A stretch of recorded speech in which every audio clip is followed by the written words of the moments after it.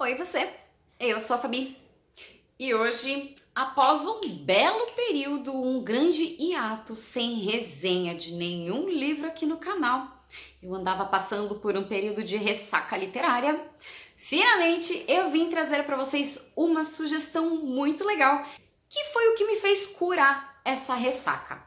O livro de hoje é de uma autora que eu já li outros livros dela aqui no canal e já fiz resenha, que inclusive eu vou deixar os links no decorrer do vídeo para quem tiver interesse em assistir. E o livro de hoje é o livro da Ruth Manos, intitulado Mulheres Não São Chatas, Mulheres Estão Exaustas. Direitos, trabalho, família e outras inquietações da mulher do século XXI. E é sobre ele que eu vou falar hoje.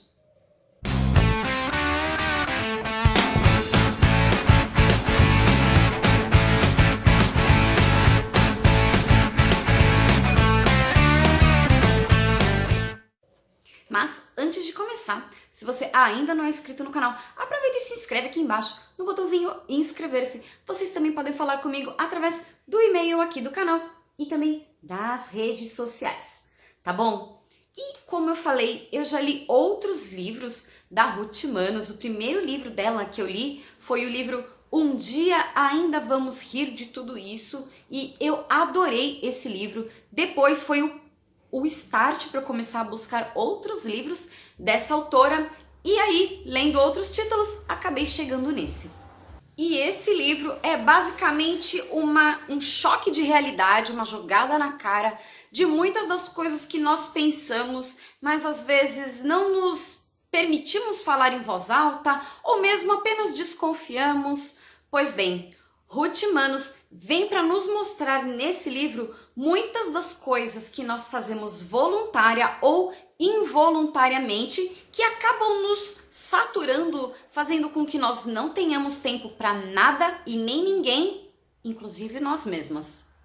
E uma coisa bem interessante logo no começo do livro que me encantou de primeira é que a Ruth Manos dá aquela pincelada de empatia. Ela deixa bem claro no primeiro momento, logo no início do livro, que ela é uma privilegiada. Ela mora em Portugal, ela tem um status de vida confortável, então ela já deixa muito claro que a perspectiva dela muitas vezes, obviamente, é diferente da perspectiva de outras mulheres. Afinal de contas, só quem está na própria pele sabe as dificuldades, as dores e as delícias de ser quem é. E aí, ela fala bastante sobre o machismo estrutural, sobre a forma com que as gerações foram criadas, como as tarefas foram sendo divididas no decorrer dos anos e como isso foi influenciando as novas gerações e os nossos comportamentos. E aí uma coisa muito interessante que ela fala é sobre a culpa. Muitas vezes, seja você mãe ou não, casada ou não, é muito provável que você já tenha passado pela situação de acabar fazendo coisas demais para as outras pessoas, seja profissionalmente, na vida pessoal, e esquecer de dar um tempo para você mesmo. Pois aí também tem uma diferença que ela faz questão de pontuar, que eu achei super interessante. Ela falou o seguinte, que você passar um tempo do seu dia com o seu marido, com o seu namorado, porque faz bem para a relação, é gostoso? É gostoso. É prazeroso? É prazeroso, mas não é um tempo para você. É um tempo para o relacionamento. Passar um tempo com seus filhos, brincar com seus animaizinhos de estimação, fazer outras tarefas podem ser prazerosas, mas muitas vezes são para outras pessoas. E o que você faz única e exclusivamente para você, sem pensar em mais ninguém? Aposto que nesse momento muita gente aí deve estar com uma interrogação na cabeça, tentando lembrar a última vez que teve um tempo de paz e sossego para curtir a sua própria companhia. Seja você que está muito atarefada com as coisas de casa, marido, filhos e não consegue nem fazer a manicure, ou cuidar do cabelo, ou alguma outra coisa que você sente prazer de fazer, que você gosta, que seja em prol de você mesma, e você não está encontrando tempo. E muito disso se dá pela cultura de que tudo da casa tem que ficar nas costas da mulher. Infelizmente, não são muitos os casais que dividem igualmente as tarefas de casa, mesmo que os dois saiam para trabalhar. Então, nisso, muitas vezes a mulher acaba acumulando tarefas, porque além de trabalhar tantas horas quanto um homem fora de casa ou agora na pandemia em home office, as tarefas de casa, comida, alimentação dos filhos, banho, botar para dormir, muitas vezes acabam ficando somente para ela. E aí, as novas gerações já estão começando a mudar de comportamento e mudando essa dinâmica dentro de casa, o que é muito legal. E aí, ela cita o seguinte sobre uma psicóloga e ativista chamada Mafuane Odara, que num TEDx estava explicando sobre as novas formas de maternidade e paternidade, e ela contou que quando ela voltou ao trabalho após a sua licença maternidade, ouviu a seguinte pergunta: mas com quem você deixou seu filho? Ela respondeu contente que a criança tinha ficado com o marido dela, pai da criança. E a pessoa automaticamente respondeu: ah, mas não tinha ninguém melhor para você deixar? Seria cômico se não fosse trágico. As mulheres já têm um papel tão exaustivo com a maternidade que chega a ser o cúmulo de achar que deixar a criança com o pai pode ser uma decisão egoísta ou inconsequente. E aí, lá vem ela, a culpa. Culpa por deixar as crianças com o pai ou com os avós, ou na creche, para poder voltar ao trabalho. Será possível uma coisa dessas?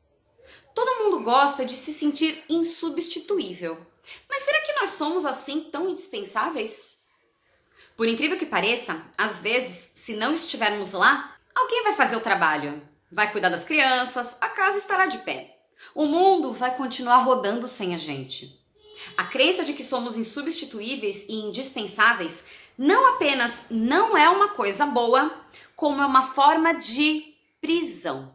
E muitas vezes essa culpa de deixar os seus filhos com cuidados que não sejam os seus exclusivamente, muitas vezes pode gerar esse sentimento de culpa, nem que seja para você fazer alguma outra coisa trivial, mesmo ler um livro.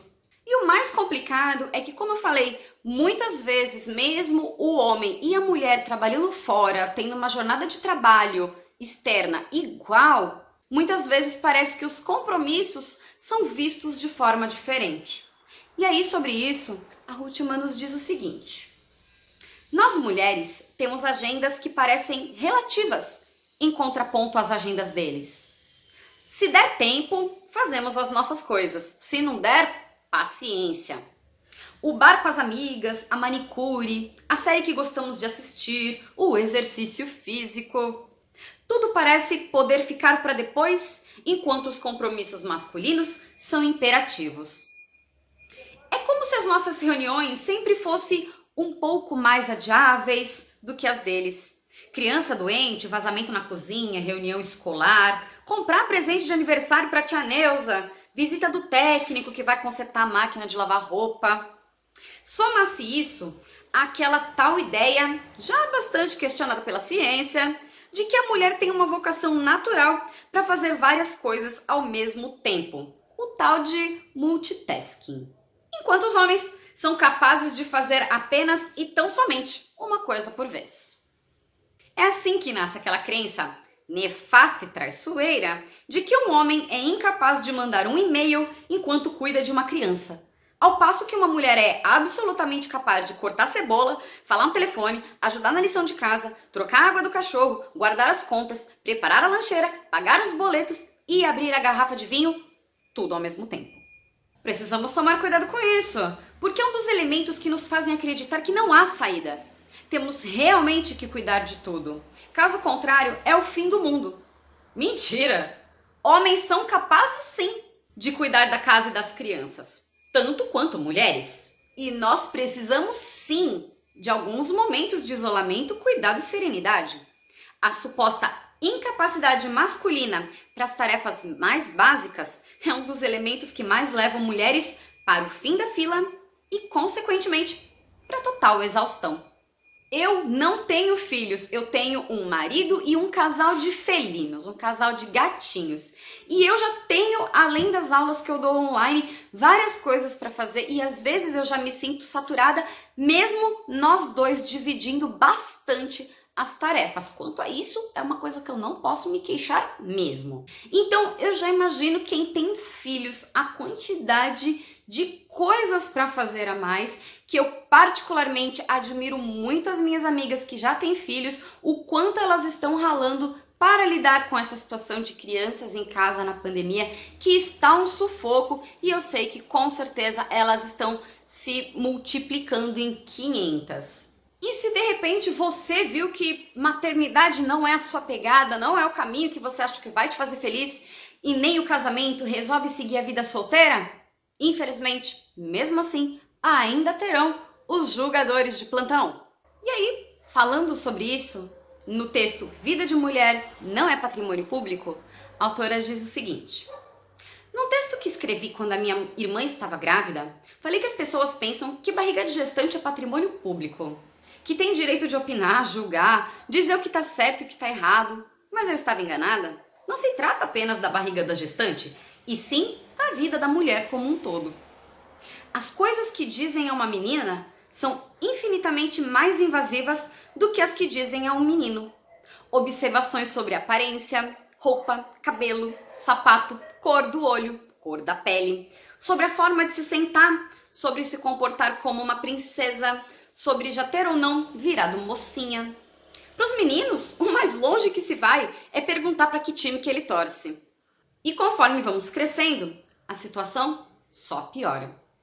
Nos perguntam sobre os namoradinhos, sobre o porquê de termos terminado relacionamentos, sobre os novos namorados, sobre o potencial casamento, sobre quando pretendemos ter filhos e quase nunca sobre se pretendemos tê-los, sobre quando vem o próximo bebê, sobre a educação das crianças, sobre os erros do marido, sobre quando vêm os netos, sobre a casa, o corpo, o emprego, a menopausa, os netos, as noras, os genros, os salários, o começo, o meio e o fim.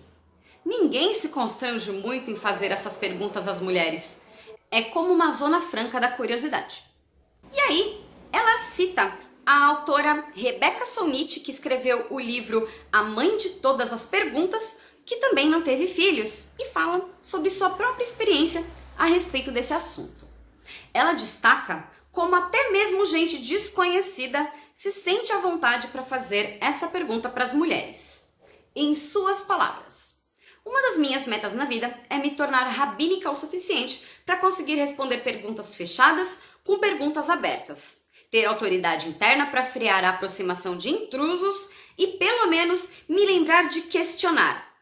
Por que é que você está me perguntando isso? Essa pergunta é um tesouro. Precisamos levá-la diariamente conosco. Trata-se de um verdadeiro instrumento de liberdade.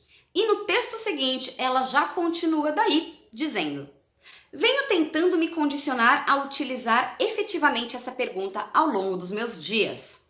É um desafio e tanto. Já estamos tão condicionadas a nos deixar invadir que a mera utilização de uma pergunta simples e nada agressiva como essa nos deixa com a sensação de estarmos sendo grosseiras. E com certeza foi uma das coisas que eu pensei. Se a pessoa vier com uma pergunta invasiva, eu vou perguntar para ela: por que que você está me perguntando isso? No primeiro momento parece que a grosseira sou eu mesmo.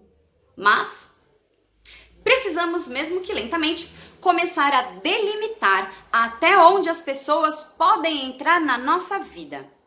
Que, lembremos, não é patrimônio público, mas uma vida privada com direito à intimidade, como a vida de qualquer homem. Chocante, né? Até porque nós sabemos bem que a pergunta "e os namoradinhos?", assim como todas as suas variações, começa a surgir na vida de uma mulher aos 13, 14 anos. E só deixa de existir quando ela apresenta alguém nas festas de família, no trabalho, aos amigos dos pais. Mas a pergunta deixa de ser feita não porque as pessoas estão satisfeitas. Ela só desaparece porque dá lugar a outra questão. Então, quando sai o casamento? E é bem isso mesmo. Quando a gente começa a ficar adolescente, todo mundo já pergunta dos namorados, tudo que ela falou é uma verdade. Eu duvido que muitas mulheres aí não tenham ouvido essas perguntas no decorrer da vida, à medida que iam crescendo. Eu acho que a pior de todas elas é a cobrança do casamento. Principalmente porque eu namorava, sempre tive namoros longos, de no mínimo 6 anos, cada um deles. Então, todo mundo já via potencial de casamento em todos esses relacionamentos. E aí, à medida que eu fui fazendo 30 anos, eu estava solteira, veio aquela cobrança ridícula de casamento e eu já nem pensava mais em casar. Até que eu conheci o meu marido e depois de um tempo a gente resolveu juntar as escovas de dente, por aí foi. Mas jamais por uma imposição da sociedade, porque era uma coisa que eu realmente já tinha desencanado. Até pelo fato dos meus pais serem separados, eu não via, na verdade, o casamento com bons olhos.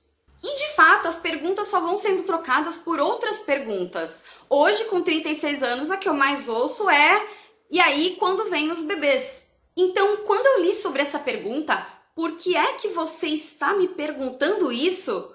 Com certeza é uma perguntinha que acho que vale a pena a gente anotar no post-it, deixar na carteira, colar no espelho, para ver se a gente decora e evitar justamente isso que a autora disse, que as pessoas tentem invadir um espaço que não é patrimônio público, é a nossa vida privada. As motivações pelas quais a gente faz ou não faz determinadas coisas, escolhe ou não escolhe determinado caminho, cabem tão somente a nós mesmos. Afinal de contas, somos nós que vivemos a nossa realidade, sabemos as nossas condições, os nossos sonhos, os nossos desejos, as nossas vontades. Então, não cabe a ninguém ficar dando pitaco num assunto que elas não vão fazer a menor diferença, né? Então, é um livro muito legal, como eu falei, ele escancara diversas verdades, várias coisas da nossa cara que muitas vezes a gente vê mais ou menos assim, sabe? Vê não querendo ver. Ruth Manos vem pra desanuviar tudo isso, então é muito legal porque é um livro que você termina de uma certa forma mudando o seu olhar sobre você mesma, sobre as suas prioridades, sobre a forma com que você pode lidar melhor com a sua rotina, organizar melhor, de forma que fique bom e igualitário para todo mundo. Então é um livro muito legal, como outros livros da Ruth Manos. Eu não me decepcionei, então super indico que vocês aí leiam não somente esse livro, mas como os outros livros que eu fui deixando de link aqui no decorrer desse vídeo. Então é isso, eu espero que vocês tenham gostado.